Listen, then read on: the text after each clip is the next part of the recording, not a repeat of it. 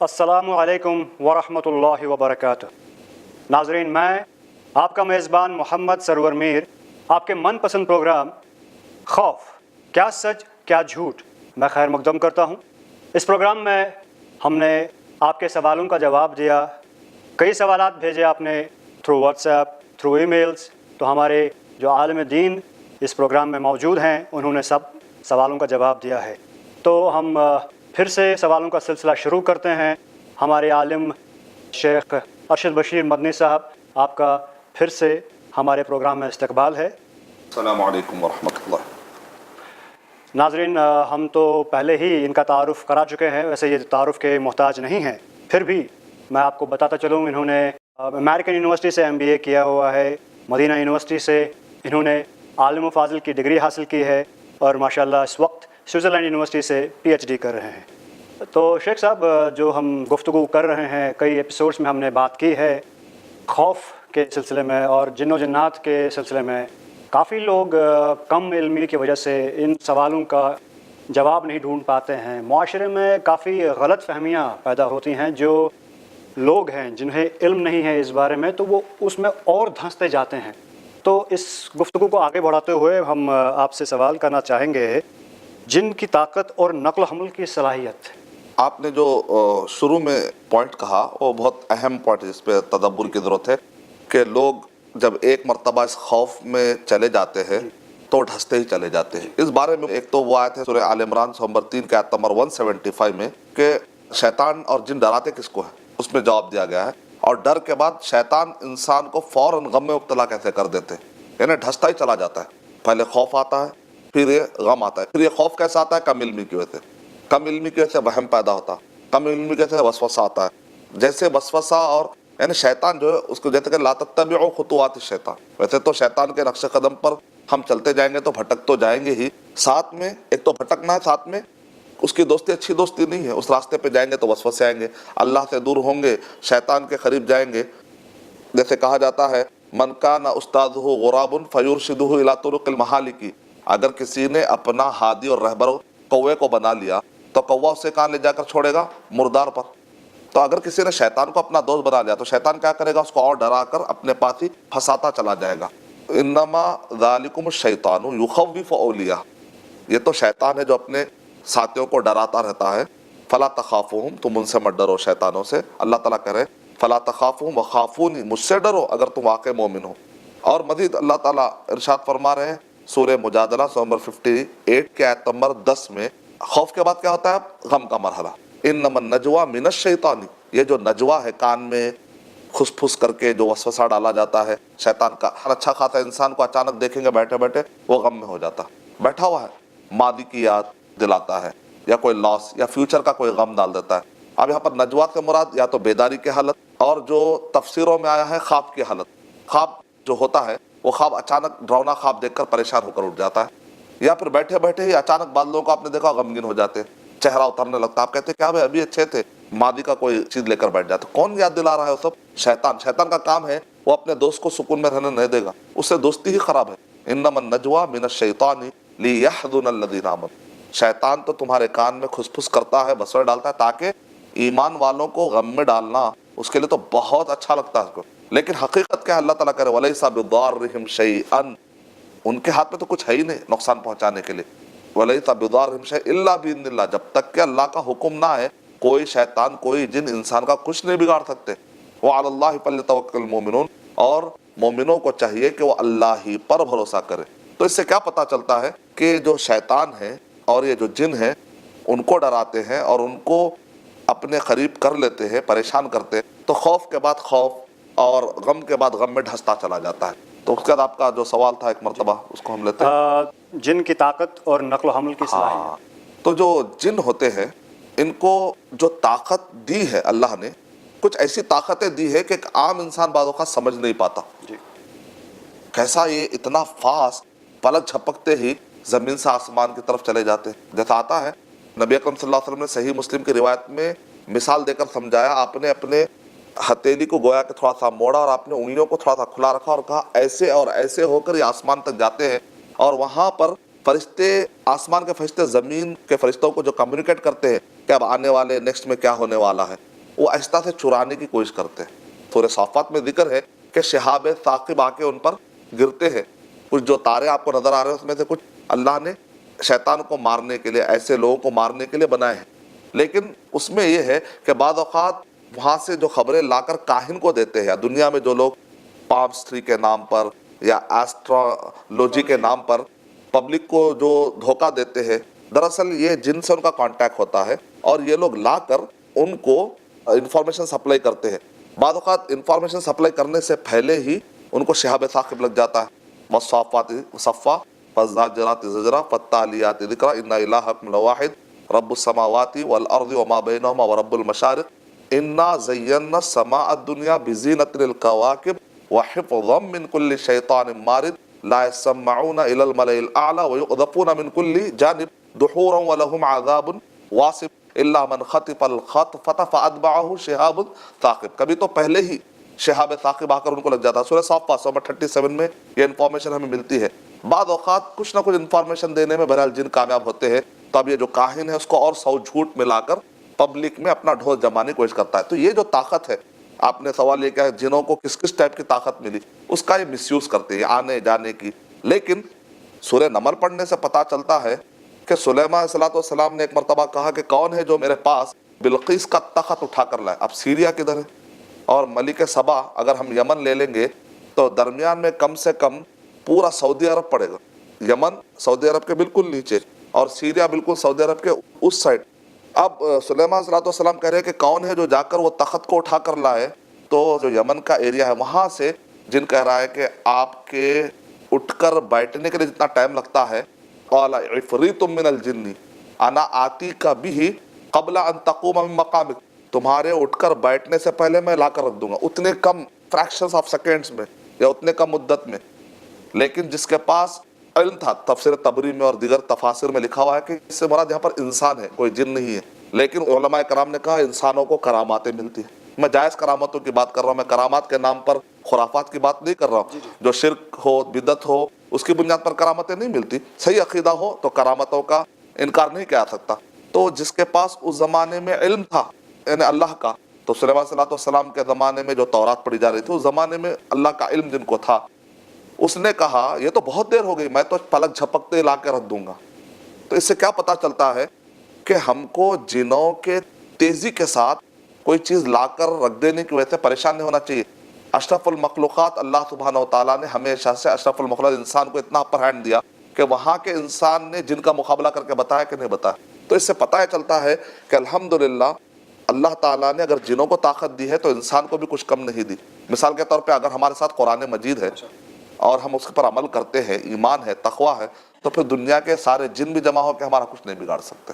تو ان کی طاقتیں ہیں، جیسے شکل، روپ دھارنا، جیسا کہ جنگ بدر کے موقع پر ہمیں ملتا ہے. سورہ انفال نمبر 8 کے آیت نمبر 48 پڑھتے ہیں کہ نقص علی عقبیہ، کہ شیطان نے کیا کیا پہلے ابو جہل اور ان کے اعوان کو سب کو جمع کیا. یہی اس کا ذکر ہمیں سورہ حشر میں ملتا ہے کہ جا کر ان کو ابھارتا ہے، چلو جا کر ہم لڑیں گے، محمد صلی اللہ علیہ وسلم کے ساتھیوں کو ختم کر دیں گے. تو شیطان ایک بوڑھے ایک انسان کی شکل میں آ کر اس نے دھوکہ دیا اور اس نے جو مشورہ دیا. اس کا مطلب ہے کہ انسان کی شکل دھارنے کی طاقت ہے.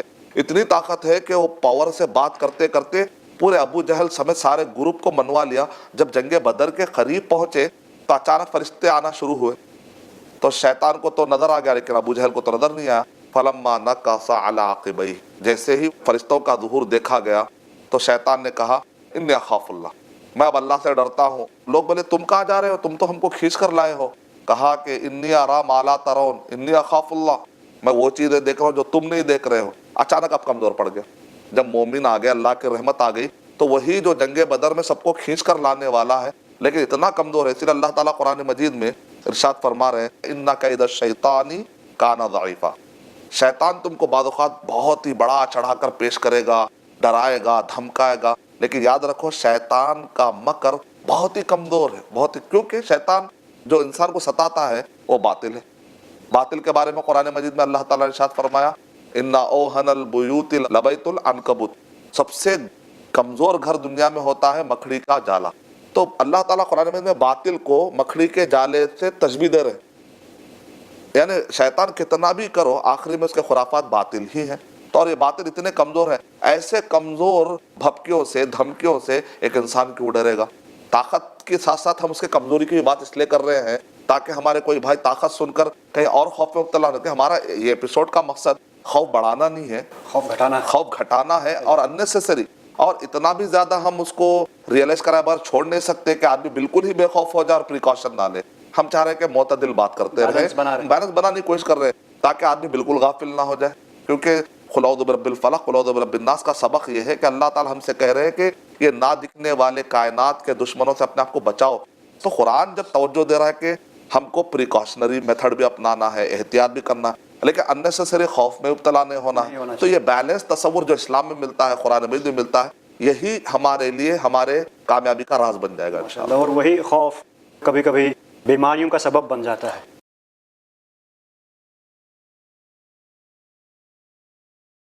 نفسیاتی بیماریاں کیا ہے؟ پارکنسن ڈیزیز کے بارے میں اگر ہم جائیں گے فیوچر کے ایپیسوڈ میں جس پر ہم تفصیلی طور پہ جاننے والے ہیں، شیزوفرینیا اور کینسر، اسی لیے کہتے ہیں علماء کرام شدت سے غم میں جب آدمی ہوتا ہے، شدت سے وسوسوں میں جب آدمی ہوتا ہے، شدت سے حسد میں جب ہو جاتا ہے، شدت سے خوف میں جب ہو جاتا ہے، یہ وہ ٹائم ہے جب شیطان کے حملے اس کے لیے آسان ہو جاتے ہیں، کیونکہ آدمی جب اعوذ باللہ نہیں پڑھتا، اعوذ باللہ من الشیطان الرجیم، تو یہ وہ صفت ہے جس کی وجہ سے اللہ کی رحمت سے وہ دور ہو جاتا ہے۔ جب اللہ کی رحمت سے جیسے دور ہوتا ہے اس کو کون پکڑ لیتے ہیں؟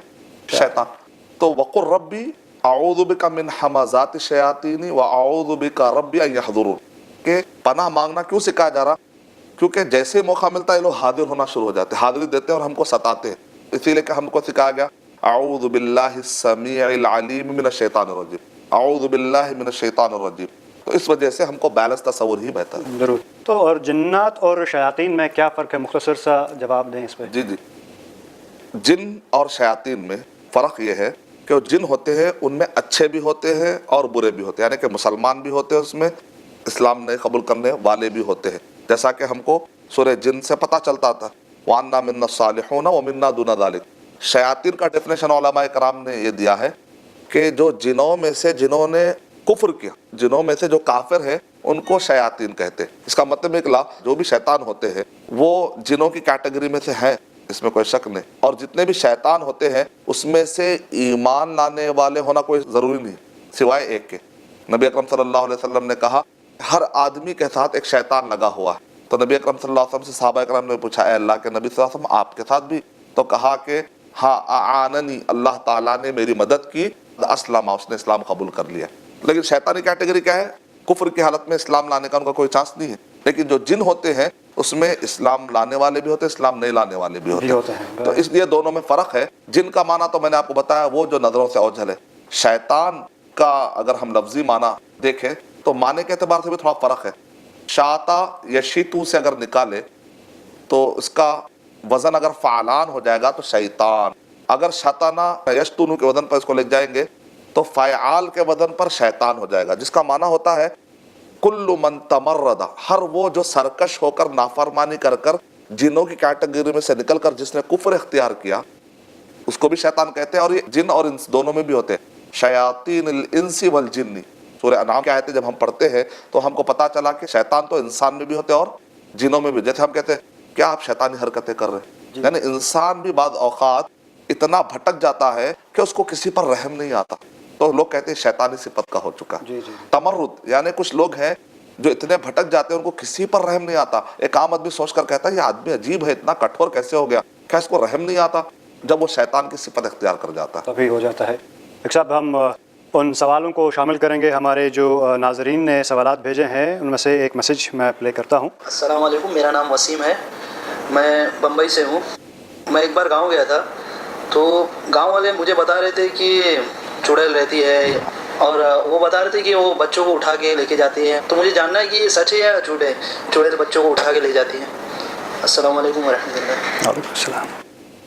شیخ صاحب نے سوال سن لیا، تو چڑیل کا ذکر آیا اس میں، اس ہمارے دوست نے گاؤں میں ایسی کچھ باتیں سنی ہیں، عام طور پر ایسا سننے کو ملتا ہے، بچپن سے گاؤں میں شہروں میں بھی خیر ایسی باتیں ہوتی رہتی ہیں، تو اس پر آپ کیا کہنا چاہیں گے؟ جہاں تک ورڈ جو چڑیل ہے تو ہم کو قرآن اور صحیح حدیث میں ایسا کوئی ورڈ ہم کو نہیں ملتا۔ ہر جگہ پر ثقافت بدلتی ہے، کلچر بدلتے ہیں، لوگوں کے ورڈ بدلتے ہیں، ایک ہی تھاٹ اور اس کے خیالات کو تعبیر کرنے کی شکلیں بدلتی ہیں. اصل میں وہ جن جو شرارتی ہوتے ہیں، جو شیاطین بن جاتے ہیں، شرارتی جو جن ہوتے ہیں، یہ سارے کے سارے لوگ مل کر انسانوں کو ستاتے ہیں، جس سے کہ انسان کے اندر بہرحال خوف بیٹھ جائے. نتیجے میں وہاں پر کچھ الفاظ جنم لیتے ہیں. کوئی کہتا ہے اس کو بھوت پریت، کوئی کہتا ہے کہ چڑیل ہے، کوئی کہتا ہے کہ یہ ایک خاص قسم کا، جیسے ہم کہتے ہیں بدروح ہے، یہ ہمزات، ایسے کانسیپٹ پیدا ہوتے ہیں. پہلے تو ہم کو انفارمیشن صحیح کر لینی چاہیے کہ چڑیل کے پیچھے ایک تصور آتا ہے کہ کوئی پرندہ ہے جو آ کر لے کر جاتا ہے. تو نبی اکرم صلی اللہ علیہ وسلم نے واضح طور پر اعلان کر دیا کہ لا عدوى ولا طیرۃ ولا حامہ ولا سفر. حامہ کا مطلب یہ ہے کہ عرب کے جاہلوں کے پاس بھی تصور تھا کہ ایک کھوپڑی ہوتی ہے، اس میں سے ایک پرندہ آتا ہے، یا بغیر کھوپڑی کے بھی ایک پرندہ آتا ہے. دو قسم کے تصورات تھے. کہا الو کے بارے میں مشہور کر دیا تھا لوگوں نے. تو اسی طرح بعض پرندوں کو اپنی طرف سے لوگ سمجھ جاتے ہیں کہ یہ ہوگا یہ ہوگا. تو پہلی تو بات یہ ہے کہ ایسا کوئی تصور نہیں ہے کہ کوئی جانور ہو یا کوئی چڑیل ہو. ہاں، جنوں کی اگر بات چل رہی ہے تو وہ تو ہماری گفتگو چل رہی ہے. جنوں کو اللہ نے طاقت دی ہے اٹھا کر لے جانے. جیسا کہ ہم نے بتایا تھا، بلقیس کے تخت کو لانے کے لیے آفر دیا اس جن نے. قال عفریت من الجن، پورے نمبر پڑھتے ہیں تو اس میں عفریت کہتے ہیں بہت ہی بھاری بھرکن، جس کو ہم کہتے ہیں سانڈ. ایک بڑے جن نے کہا کہ میں آپ کے اٹھ کر بیٹھنے سے پہلے لا کر رکھ دوں گا. اس میں کیا لانے کی، لے جانے کی ان کو طاقت ہے، اس سے پتہ چل رہا ہے. اور اسی طرح نبی اکرم صلی اللہ علیہ وسلم نے ارشاد فرمایا کہ جب تم سو تو اپنے چراغ ہے اس کو ذرا گل کر لیا کرو، کیونکہ یہ جو چراغ ہے ہمارے سونے اور غفلت کے موقع پر اس کو اٹھا کر وہ لے کر چلے جا سکتے ہیں، کچھ نہ اٹھا سکتے ہیں. اسی طریقے سے ابو ہریرہ رضی اللہ تعالیٰ عنہ، صحیح بخاری کا واقعہ یہ ہے کہ ابو ہریرہ رضی اللہ تعالیٰ عنہ ایک مرتبہ مامور تھے کہ بیت المال کا کوئی اناج اٹھا کر نہ کوئی لے کر جائے. تو ایک شخص آیا، اس نے ہاتھ بڑھایا، ابو ہریرہ رضی اللہ تعالیٰ نے اس کو پکڑ لیا، کہا کہ نہیں تم مجھے چھوڑ دو. اس نے ایسے کچھ انداز میں سمپتی گین کی یہاں تک کہ ابو رضی اللہ تعالیٰ نے چھوڑ دیا. نبی اکرم صلی اللہ علیہ وسلم نے دوسرے نے کہا تمہارے وہ آنے والے جو زائر تھے آدمی، اس نے کیا کیا رات میں؟ ابو رضی اللہ تعالیٰ عنہ کو تعجب لگا کہ نبی اکرم صلی اللہ علیہ وسلم کو پتہ لگ گیا. دوسری مرتبہ بھی ایسا ہی ہوا، تیسری مرتبہ بھی بہرحال ایسے ہی. جب تیسری مرتبہ نبی اکرم صلی اللہ علیہ وسلم کہہ رہے پھر آئے گا، دیکھیے پھر آئے گا، اور آ رہا ہے. تیسری مرتبہ ابو رضی اللہ تعالیٰ نے ارادہ کر لیا تھا اب تو نہیں چھوڑوں گا، لیکن تیسری مرتبہ بھی اس نے کیا کیا؟ آیت الکرسی اگر تم پڑھ لو گے تو میں تمہارے قریب نہیں آؤں گا. اس سے تم نجات چاہ رہے ہو تو آیت الکرسی پڑھ لو. تو نبی اکرم صلی اللہ علیہ وسلم نے بعد میں ہم کو کیا تعلیمات دی؟ کہا صدقک وہو کذوب. اس نے سچ کہا تم سے کہ آیت الکرسی پڑھنے تو نہیں آئے گی. شیطان ہے، شیطان آیت الکرسی جہاں پڑھی جاتی ہے وہ نہیں آتا. اس نے سچ کہا اگرچہ کہ وہ جھوٹا ہے. تو اس سے کیا سبق ہمیں ملتا ہے کہ بچہ لے جانا ہو یا اناج لے جانا ہو، کوئی چیز آپ کے پاس سے غائب کرنا ہو، چوری کرنا ہو، یہ سارے چیزیں ممکن ہے. کبھی سونا غائب ہو جاتا ہے کسی گھر سے کوئی چیز غائب ہو جاتی ہے، سب چیزیں پاسبل ہے.